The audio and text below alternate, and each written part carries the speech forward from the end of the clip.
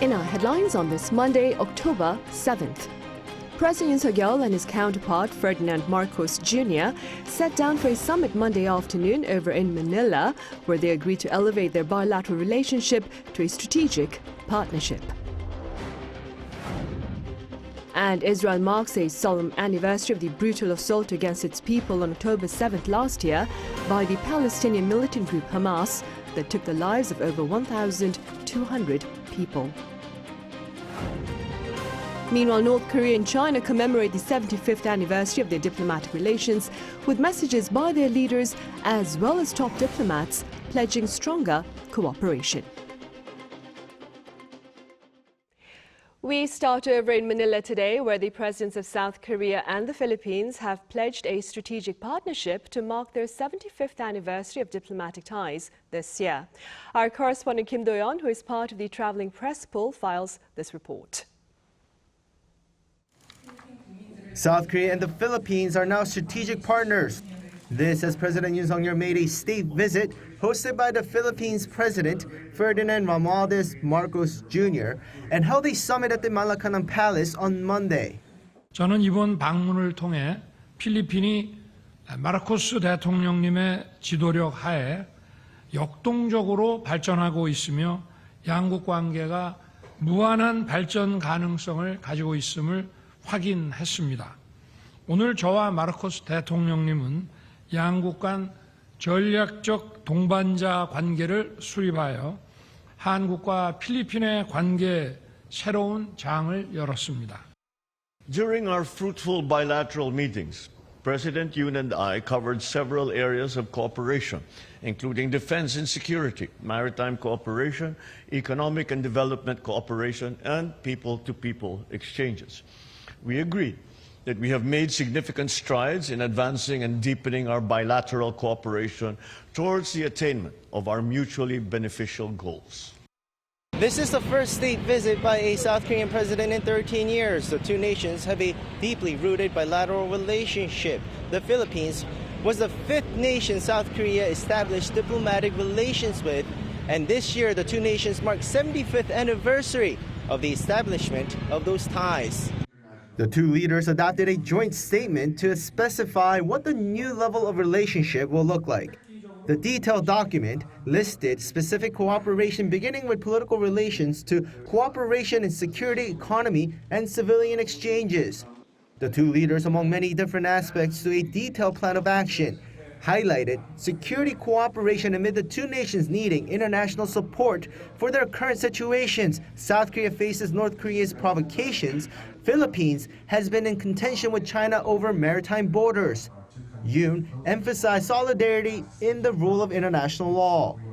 이러한 차원에서 양국은 남중국 해상 규칙에 기반한 해양 질서의 확립과 국제법 원칙에 따른 항행 및 상공 비행의 자유를 위해 계속 협력해 나아가기로 했습니다. While the Philippines leader acknowledged solidarity against North Korea's provocation and support for Seoul's efforts to denuclearize and make peace on the Korean peninsula. I welcome the Republic of Korea's efforts to promote peace and stability in the Korean peninsula. The audacious initiative and the August 15 unification doctrine are important efforts in this regard. In addition, the two leaders agreed to expand the size of joint military exercises, while South Korea's defense industry will support the Philippines' efforts to modernize its military further. Meanwhile, the top office says as South Korea will establish a comprehensive strategic partnership with the ASEAN when Yoon arrives in Laos for a summit in a few days.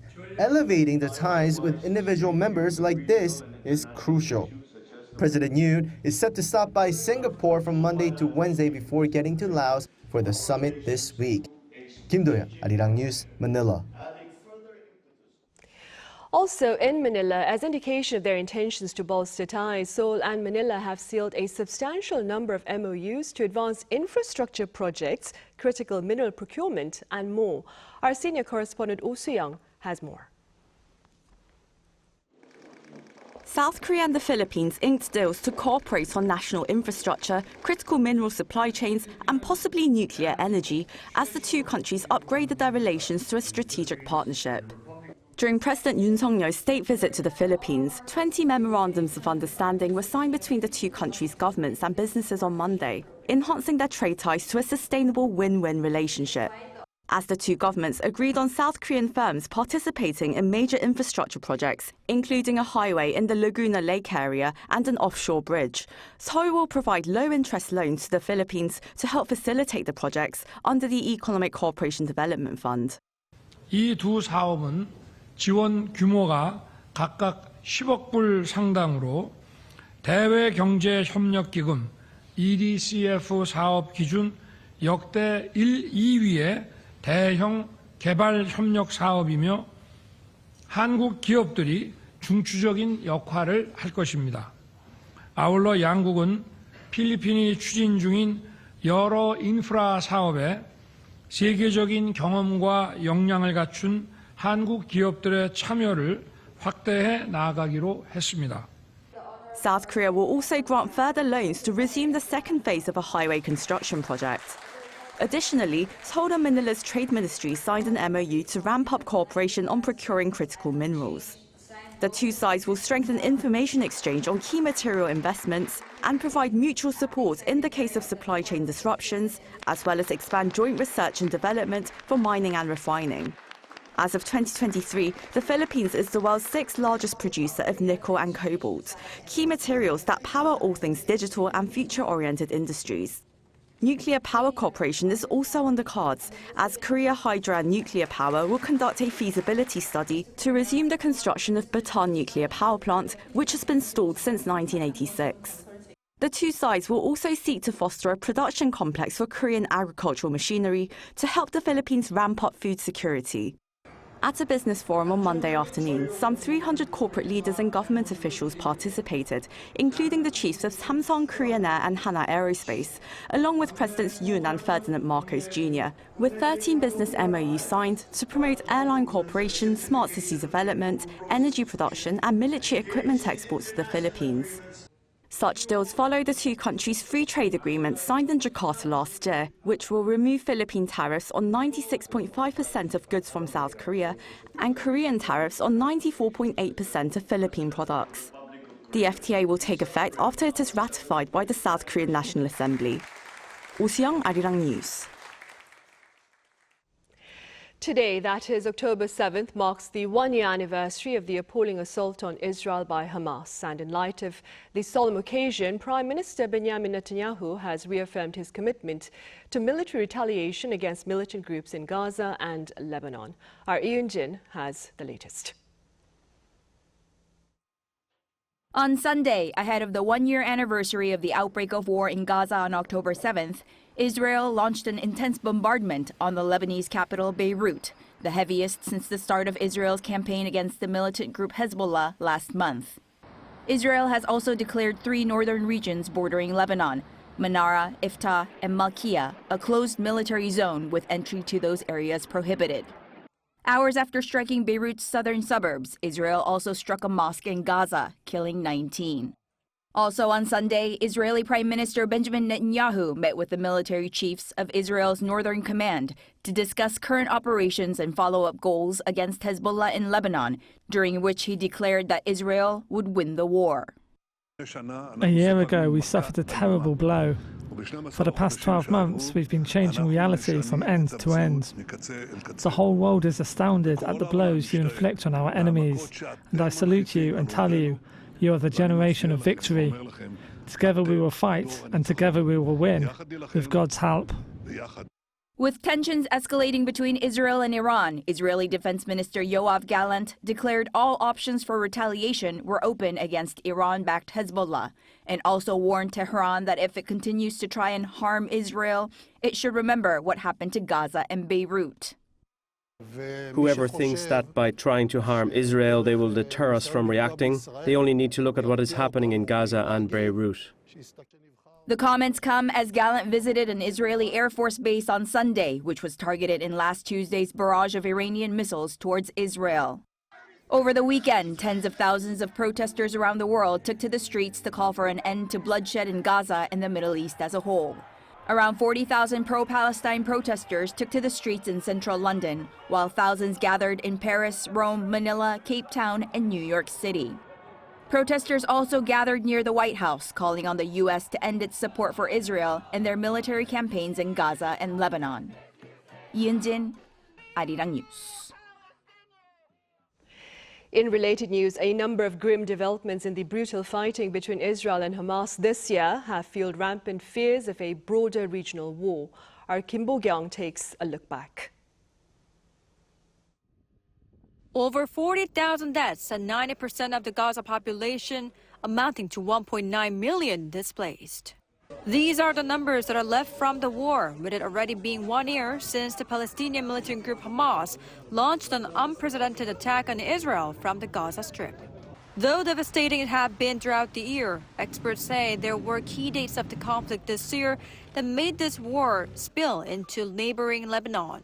In May this year, U.S. President Joe Biden called on Hamas to accept a ceasefire proposal of 3 phases, backed by other countries such as Qatar and Egypt. In July, however, as Fuad Shukr, known to have been the right-hand man of Hezbollah Secretary General Hassan Nasrallah, got killed in an Israeli airstrike, and the head of the political bureau of Hamas, Ismail Haniyeh, died after having attended the swearing-in of Iranian president, ceasefire talks lost momentum. In September, Israel confirmed the deaths of 6 hostages found in the tunnel complex under Gaza, sparking protests across Israel, with anger directed at Israeli Prime Minister Benjamin Netanyahu and his cabinet for failing to secure a hostage deal. One expert says this, in part, led to Netanyahu reaffirming his will to wipe out Hamas and weaken Hezbollah for the sake of his political career and to end the war. Ever since the war began on October 7th, Israel's 2 goals were to wipe out Hamas and save hostages. And for that, it is necessary to target Hezbollah to some extent, as they have helped Hamas to have force. That is why military operations are currently being carried out in southern Lebanon, aimed at weakening Hezbollah. Given that Israel targeted Hamas and Hezbollah are Iran-backed, concerns are mounting about whether the conflict would lead to a full-fledged war between Israel and Iran. Experts say Iran would not be willing to engage in an all-out war, as it does not have the capability to do so, making it Israel's call. Israel is expected to retaliate. The intensity of it and to what extent Iran can withstand would be a critical factor. This period of time, right until the US presidential election, is the optimal period for Israel, as once the elections are over and a new president is elected, there may be more pressure against Israel, limiting its room to maneuver. Kim Bo-kyung, Arirang News. And amid the brutal fighting between Israel and Hezbollah, some 100 South Koreans in Lebanon returned home this past weekend on a military plane. Our foreign affairs correspondent Pyunji has details. A military transport aircraft carrying 97 evacuees from Lebanon lands at an airbase in Seongnam, south of Seoul. A sense of relief was visible on the faces of those returning as they disembarked the plane on Saturday, greeted by their families. Kim So-kyung, who returned home with her 2 young daughters, said she's grateful to be alive. We couldn't sleep at night because our house was shaken from the bombing. We're so grateful the government sent us a transport plane. The KC-330 aircraft left Lebanon's capital on Friday afternoon, carrying the evacuees, including 96 South Korean nationals and 1 Lebanese national, a family member of a South Korean citizen. The C-130J transport plane, capable of operating on shorter runways and under fire, was also sent as a backup. A foreign ministry official who led the operation explained that he could tell the situation in Lebanon was serious, saying a cloud of smoke was seen near the Beirut airport. There was black smoke behind the bus carrying our citizens, not too far from the airport. Meanwhile, 30 South Koreans have reportedly decided to stay in Lebanon, and the government said it'll take necessary measures to ensure their safety. South Korean diplomats, including the country's ambassador to Lebanon, also remain in Lebanon. The evacuation plan comes as the conflict between Israel and the Hezbollah militant group continues to escalate, making it increasingly difficult for those living in Lebanon to leave the country on commercial flights. 배은지, Arirang News.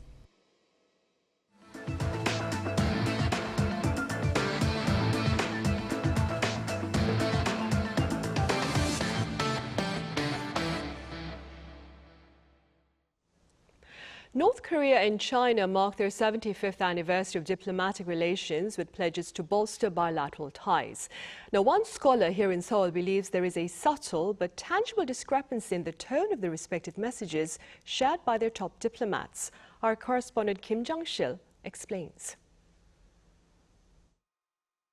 The foreign ministers of China and North Korea sent each other what appeared to be follow-up messages to those delivered by their leaders on Sunday, commemorating the 75th year since the establishment of diplomatic relations between Beijing and Pyongyang. The Korean Central News Agency reported on Monday that Foreign Minister Choi Sun-hee sent a congratulatory message to her Chinese counterpart Wang Yi to mark the occasion. Choi highlighted the close political, economic, and cultural cooperation between Pyongyang and Beijing over the past 75 years. She also emphasized that despite the complex and multifaceted current international landscape, strengthening the North Korea-China friendship and advancing the socialist cause remains a crucial task for both sides. Chinese Foreign Minister Wang Yi responded by saying that the bilateral relationship has entered a new historical phase under the leadership of North Korean leader Kim Jong-un and Chinese President Xi Jinping. Wang added that safeguarding and developing the relationship is a steadfast priority for Beijing. Professor Park Won-gon of Ewha Women's University noted the differences in the tone of the messages. In this message, and Choi Sun-hee has implicitly mentioning about to cooperate with China to counter the United States, but China, they haven't mentioned it at all. They are very pretty much focused on the bilateral relationship between China and North Korea. So in this short message, we can still see some different worldview that are represented by both countries. The KCNA earlier reported congratulatory messages exchanged between Kim and Xi, although there haven't been any signs of large-scale celebrations or exchanges. They haven't mentioned about any kind of summit between Xi Jinping and Kim Jong-un at all. This is one of the signs or evidence that the uncomfortability between these two countries. As the 75th anniversary of diplomatic relations unfolds, the dynamics between China and North Korea is something for Seoul to monitor closely. Kim Jong-sil, Arirang News. Here in South Korea, a fresh public warning was issued earlier on this Monday against North Korea's waste-carrying balloons. The Joint Chiefs of Staff here called on residents in the Greater Seoul region to take caution as the latest round of balloons look to disrupt early morning commute. Members of the public were also reminded against coming into direct contact with the fallen debris and to promptly alert relevant authorities instead. Over 5,000 balloons have been floated into South Korea by North Korea since May this year. In other news, the Education Ministry is offering conditional approval to leaves of academic absences handed in by Korea's medical students. According to the ministry this past Sunday, the leaves of absences will be approved if students share their intention to return to school by March next year and pledge not to partake in collective action against the government's healthcare reform plan. Those who fail to return next March may face disciplinary action, including expulsion. The medical community, for its part, has condemned the ministry's measure, calling it, quote, hasty and unconstitutional. Meanwhile, in the city of Suwon in Gyeonggi-do province this past weekend, an annual festival at its Hwaseong fortress sought to celebrate Joseon-era culture. Our An Sung-jin was there. Where the past meets the present. The Suwon Hwaseong Cultural Festival is an annual festival held around Suwon Hwaseong Fortress, a UNESCO World Heritage Site. It was constructed by King Cheongjo, the 22nd king of the Joseon dynasty, to guard the tomb of his father. The festival aims to connect the traces of the Joseon dynasty and the filial piety of King Cheongjo through various activities, including storytelling performances. I got to know about why King Jongjo constructed this fortress, and the storytelling performance taught us about the royal kitchen and the banquets. One of the programs offers a royal gourmet experience and a chance to make and taste the traditional Korean desserts that King Jongjo enjoyed, such as tashik, a cookie made by kneading grain powder with honey.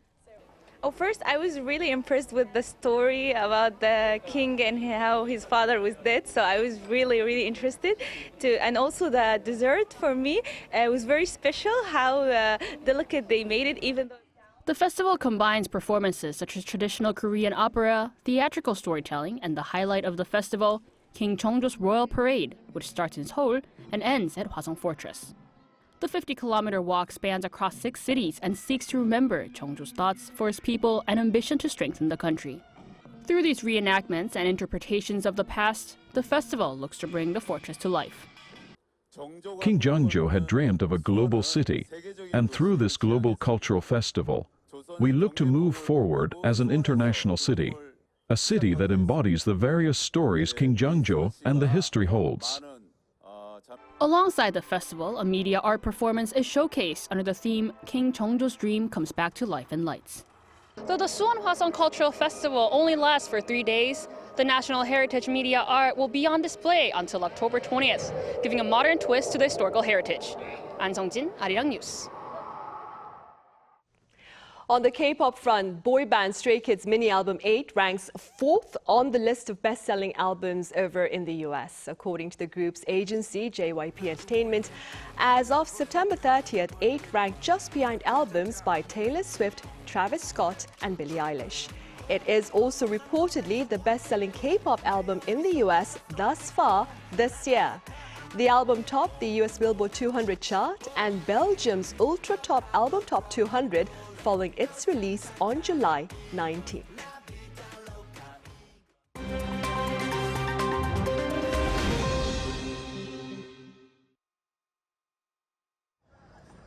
Let's take a look at the latest news in the world now.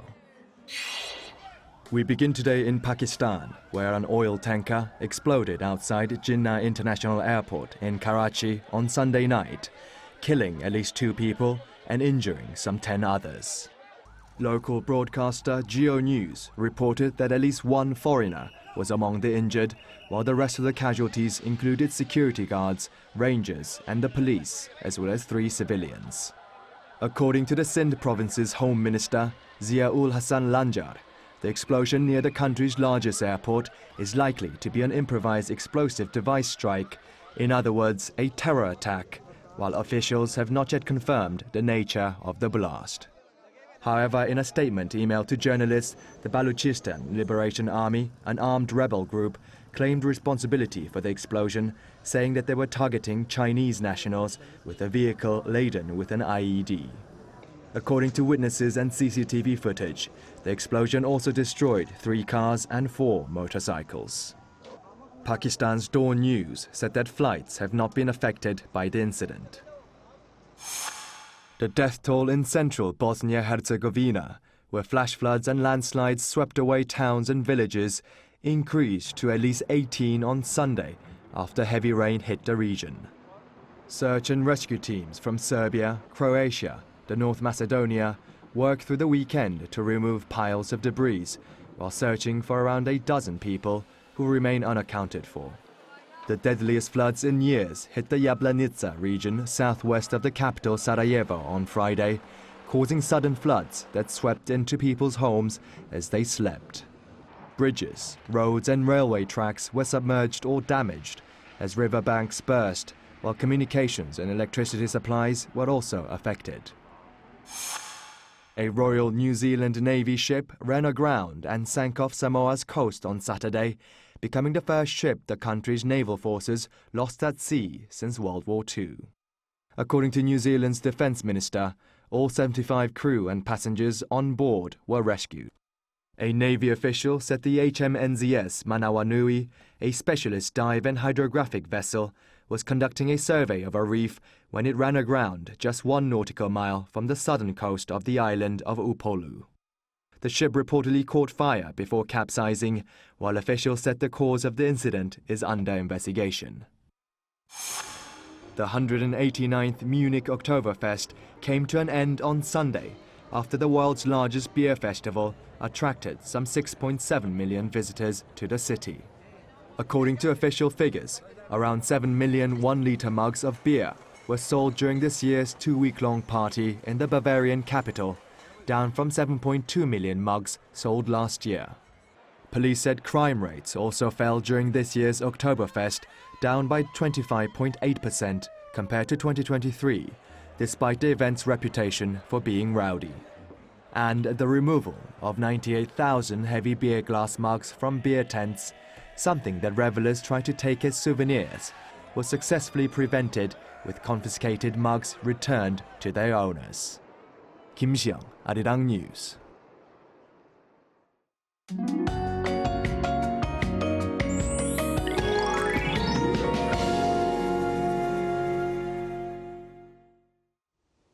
With the influx of rain clouds left by Typhoon Kraton, rain continued everywhere today, with cool autumn weather continuing in central areas such as Seoul, the southern part of country, and Jeju Island are seeing sporadic rain. Tomorrow there will be up to 30 millimeters of rain in eastern parts of Gangwon-do province and 5 to 10 in the Gyeongsang-do province and Jeju Island. Typical autumn weather with large daily temperature differences. It's going to be cool in the middle of the day tomorrow. Temperatures will continue to be similar to the average for the time of year, and the weather will stay cool throughout the week. Tomorrow morning will start at 13 degrees in Seoul and Daejeon, Gwangju, Daegu, and Gyeongju, 14 degrees. Daily highs will move up to 24 in Seoul, Daejeon, and Daegu, Busan, 25 degrees. It will be sunny in inland areas on Wednesday, but it will continue to rain on Jeju Island and eastern parts of Gangwon-do province. That's all for Korea. Here are the weather conditions around the world.